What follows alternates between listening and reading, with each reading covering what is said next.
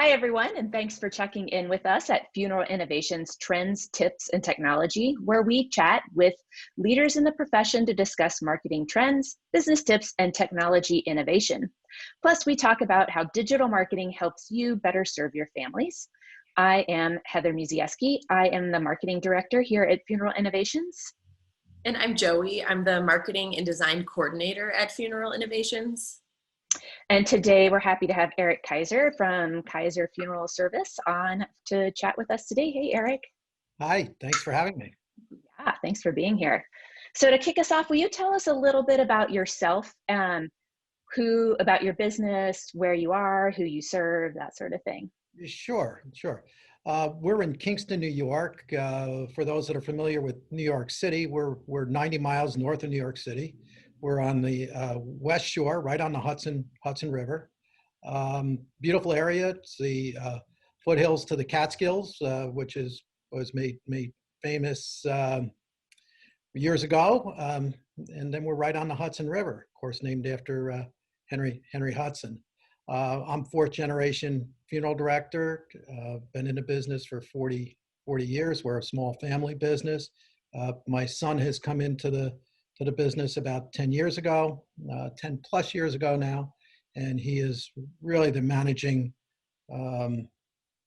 person, the person in charge. He's first up. That's what we do now, and I'm here to be a support to him, help him with what he's doing. And one of the things that I've really enjoyed is it's given me the opportunity to work with groups like Funeral Innovations and what's going on in the industry and learn a lot and then institute those things into our business. And it's been extremely helpful. We've grown our business over the last 5 to 8 years, but we run into the same issues that a lot of other funeral homes run into. Call volume changes. So we'll talk about those things, I'm sure. Yeah. Very nice. And so could you talk a little bit about how you guys were impacted in the early days of the pandemic? Sure. Interestingly enough, as I mentioned, I'm not the 24/7 person that I used to be, 365, and a group of buddies and myself, we were able to go to France skiing. As soon as we got back, almost the day after, everything was closed down. And that's when the reality of this is serious, what's going on with COVID-19. So from a personal standpoint, I saw what was happening in Europe, and as we went through across the borders and everything we had to do with customs and everything. I didn't have any anticipation of how severe it was going to be. I don't know that anybody in our area did. New York City for quite a while was the ground zero epicenter of COVID. I have very good friends that have businesses down in the city, and they were unbelievably impacted. Call volume just went through the ceiling, having to turn families away. Just very, very, very difficult situations. Initially, we were okay up here as far as our business goes and is concerned, but it eventually came up here to Ulster County, being so close. We our volume is about 20 calls a month. We were hitting 30, 35 calls a month. We almost couldn't handle the volume ourselves. It became a very, very stressful and difficult time. One of the rewarding things was we were able to help some friends of friends who were down in the city. And that was a rewarding experience for us to be able to not be in the epicenter, but at least to be able to help folks. So, yeah. I'm not sure I've ever heard of a funeral home having to turn people away before. That I'm sure that just goes directly against the kind of everything that you guys stand for, that funeral directors in general, they just don't want to do that. Yeah, for a lot of reasons, but it's also our calling, and often what happens is that we understand what families are going through.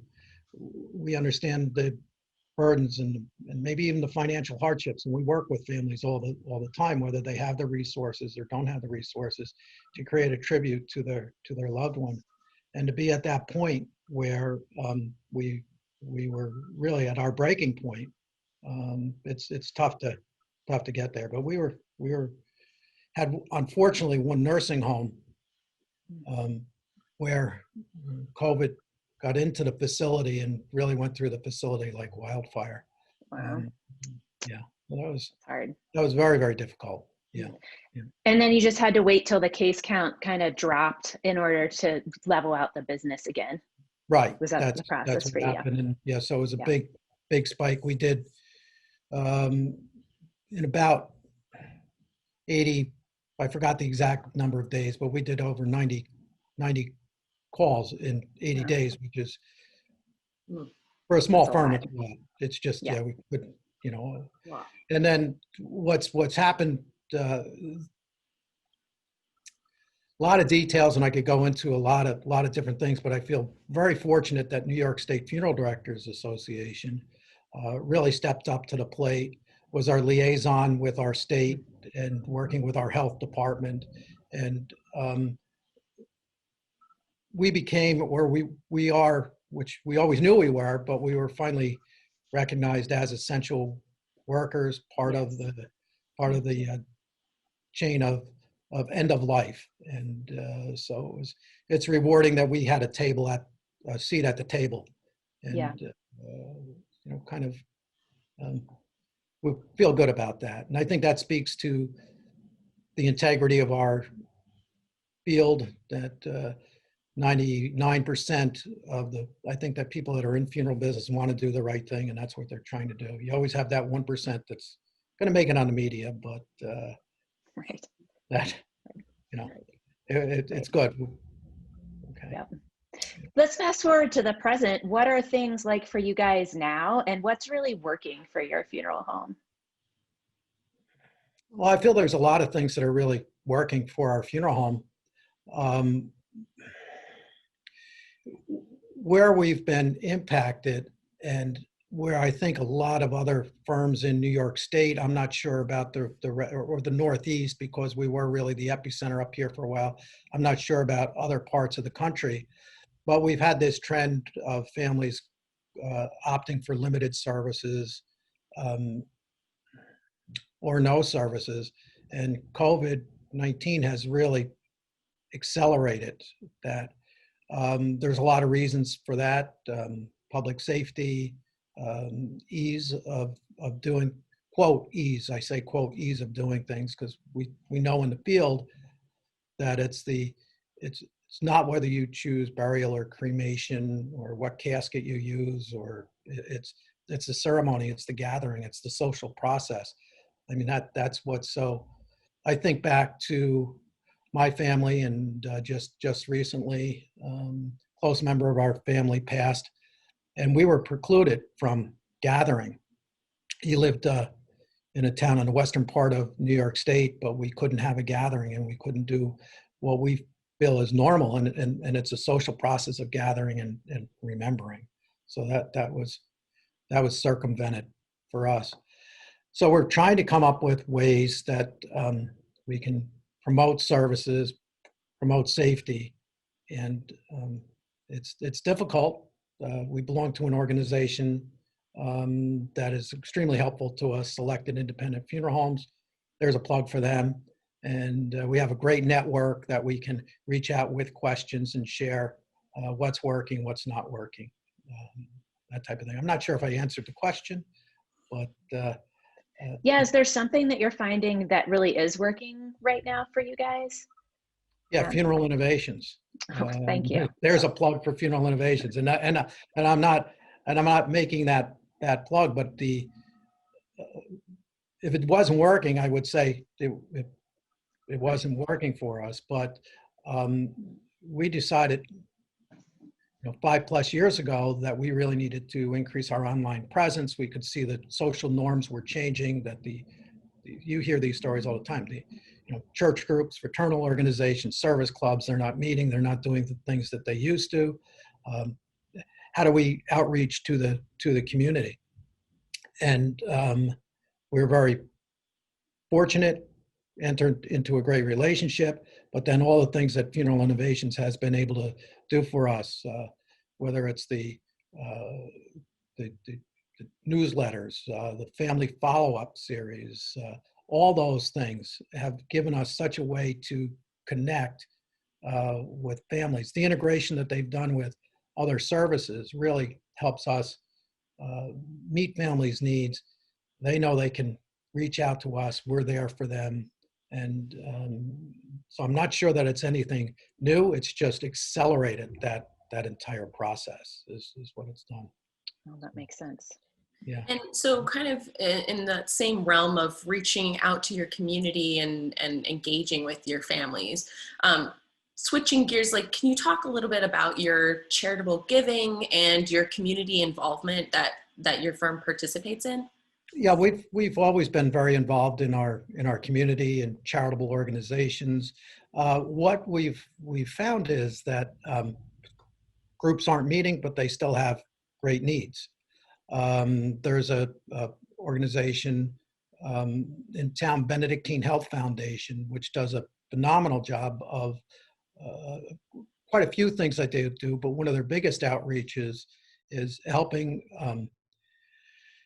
families that who their loved one is has cancer, but then helping them with little needs like shopping, traveling, all kinds of services, and they need a lot of funding for that, and we're able to step up and help them in different ways. So that's one of the more recent ones that we've really been involved in. But we've been involved in our service clubs like Kiwanis, then charitable groups like United Way, that thing, serving on our boards of one of our local home health agencies. Our hospice is much different than most other states, the way it's run. But getting together for meetings has been very difficult. So it's Zoom, stuff like this, and get together. So those changes, but still trying to be there out front and help wherever we can, make donations. But there isn't the hands-on that there used to be. Like it was. Right? How I'd say does, we were more of a hands-on firm. Does that make sense? I don't know. yes, it does. How would you say that sort of involvement helps the charity and helps you? Like, does that foster relationships with your community? Oh, sure. Yeah. Yeah. The difficulty is that it used to be you got together for meetings and you'd sit there and you work through things, and one-on-one, face-to-face, being in a small community. Now it's getting on a GoToMeeting or a Zoom or something, then working through things. But what's happened is we can't run the events that we used to run because you just can't. We're not allowed to by the laws, so we can't have large gatherings, and that's the issue that we run into at the funeral home. It's based on capacity, not of the funeral home, but capacity per room. So that becomes a real sticky wicket. And how do you have a service and have more than 50 or 60 people? Even churches run into the same thing, and so it's very hard. So we have come up with. I wasn't exactly part of this, but I was part of the organization, Kiwanis Club, and they actually did a drive-in movie. So when we were able to set that up as a fundraiser and work it out, it was pretty cool the way they did it. But I wasn't on that committee and everything. But that's one of the innovative things that I've seen done. So That's awesome. Yeah. Could you talk a little bit more specifically about the giveaways you've done? I think, yeah, that's where our biggest outreach has been, which has been it's been a lot of fun. And the giveaway, we worked with Jackie. I threw everybody knows Jackie is with Funeral Innovations, and I threw the idea by her, and she said, "Yeah, I think we can come up with something." So we were running. It was a. Let's see. No, there was no hidden agenda with what we were doing. You could enter the contest, and the contest was based on we were supporting local restaurants, and each week for a period of I forgot how many weeks now, we would donate gift certificates to a restaurant, and people had to enter a contest and then randomly selected, and then so it was a feel good thing. Does that make sense? How I'm saying how that was done? It was Yeah, put and out I on think, Facebook. There yep. was ads. We promoted the ad. We supported our local restaurants like Little Italy and Chops, and uh, specifically as some restaurants. Then we left it open for people to choose their own, and they could win, and they were going to get a $50 gift certificate. So once a week we were donating $100. Last I checked, we're somewhere around $1,500 that we've done Wow. in Awesome. donations that way, giveaway, and just a feel good type thing. And a lot of response from it, a lot of positive stuff. In fact, interesting, now that I'm thinking about it a little bit more, um, we had stopped the program and over the summer for a few weeks. And I know this one guy that owns the restaurant. I've known him since we're a small community. I've known him since grade school. And his name's Danny. He texts me, "Hey Eric, I need to talk to you." Okay, so I'm thinking, because I know we've served the family. I get right back to him. "Hey, you know that giveaway? Can we do it? It really works." It's one of the best advertising things I've done. So it was kind of the humor. I'm thinking, he's contacting me on a business, texting me on a business basis. But yeah, it was business for his business. And so we've run the campaign for him a couple more times, and we're going to do it again. So, yeah. That's awesome. And it's such a goodwill between you guys and the community at large and the small businesses at a time when everybody just needed a little pick me up. Like the Yeah. timing Yeah. was, yeah, you guys had great timing on that, great ideas, and it was really good synergy among all the Mhm. different groups. So, Mhm. so, Oh, yeah. so yeah. Yeah. Shifting So, gears a little bit, I also heard that you use something called Plan Hero to help you manage your COVID numbers. Will you talk about what that is and how you use it? sure. Plan Hero is, you can Google Plan Hero. It comes up, or if somebody's interested, I'll be glad to share and help them with it. It's actually a planning tool for people that are organizing events, which of course we're organizing events, and you set up time slots, and then people have the comfort of knowing that we put it right in our obituary, so they can click on a link, they can go to the time, they can see how many people are coming in for that time slot, they can click on that, and they fill that slot. Because of our COVID-19 rules that we're under, we have to limit the number of people coming into the funeral home. And we get a family count, how many do the family think they're going to have? And then we know what we can do per time slot. And we work with the families, what type of time slot do they want? How many would they want in each time slot period? It's not a lot of thought that anybody has to put into it after that. So it gets set up automatically. They register online. We then are able to print and have the registration for our door the person at our door, the greeter, I should say. And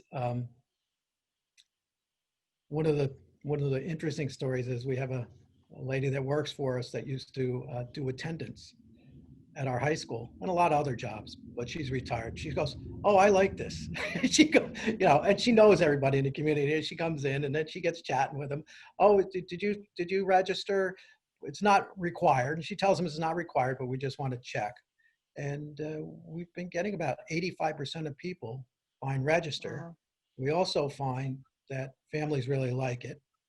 It that we're serving, the families we're serving, and the public really likes it because now they can look, they're worried about COVID, they don't want to be involved in a large crowd. They can see the time slots.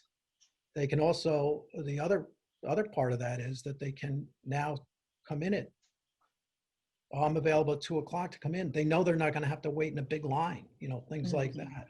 we may extend our calling hours an hour or something like that to accommodate everybody. But it's given us excellent flow.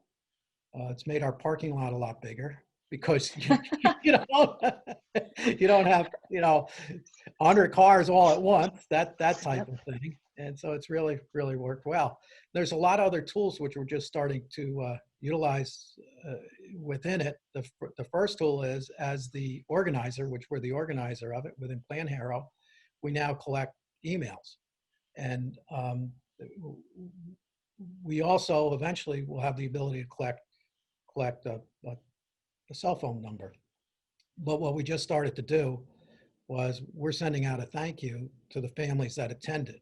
And again, we work with Jackie to come up with the wording and be able to send people a thank you. And so far, we've gotten some nice feedback. We've actually gotten feedback saying, "Oh, thank you for saying thank you." So Yep. Good aftercare. And is it an email thank you? An email that's an email follow-up? thank you. Yep. Yeah. Yep. Mm-hmm.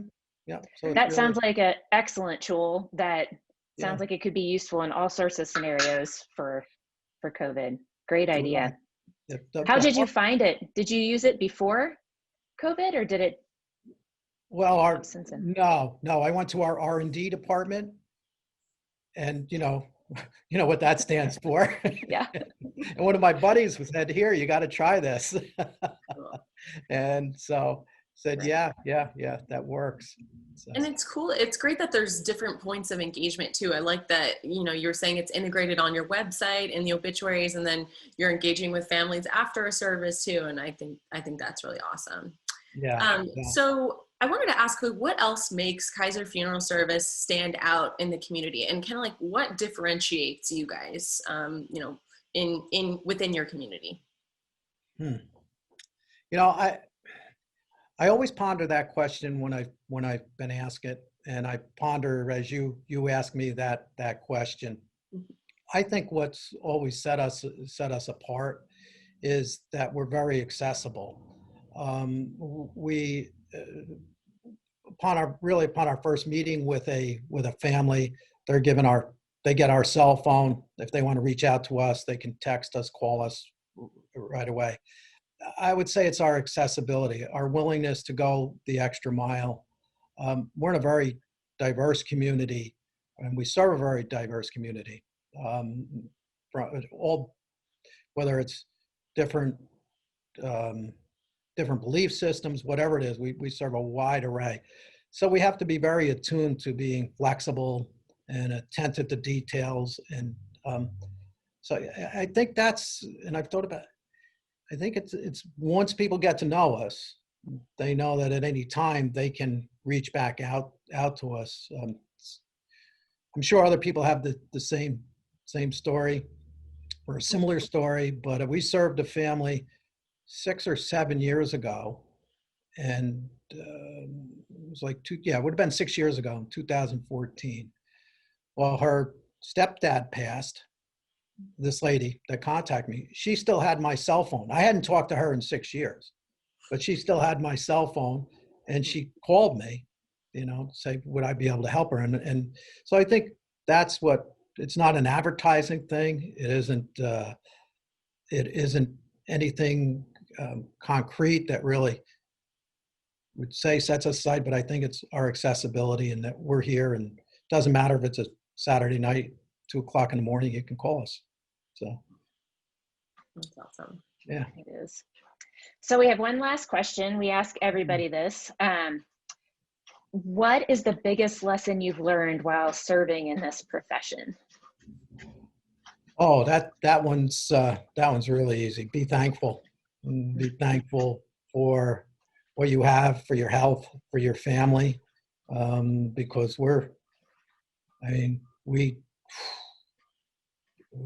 we work with families in some very traumatic, horrendous situations, and around the death. We also work with some, of course, that aren't. But what I'm trying to say is, be thankful for who you are, where you are, what you have, not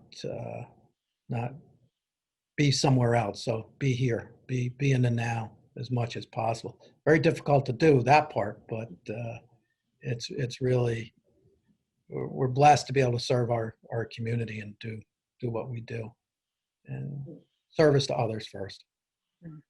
Definitely. I think that was very well said.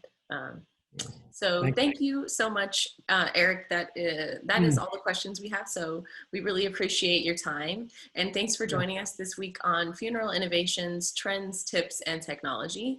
So we'll be posting this video on our blog, on our YouTube channels, and you'll be able to access it on our Facebook feed. So feel free to check back, and we'll be back with another show soon. So check back in with us next week. If you have any topics you'd like to see discussed or someone you'd like to hear from in an interview, add it in the comments down below. And if your firm is already participating in charitable giving, be sure to download our free ebook in the description box below, where we share 9 ways to share your charitable giving. So have a great day and stay well. Thank you so much. Great. Yeah, Thanks. thank you, Eric. It was an honor to be here. Yeah.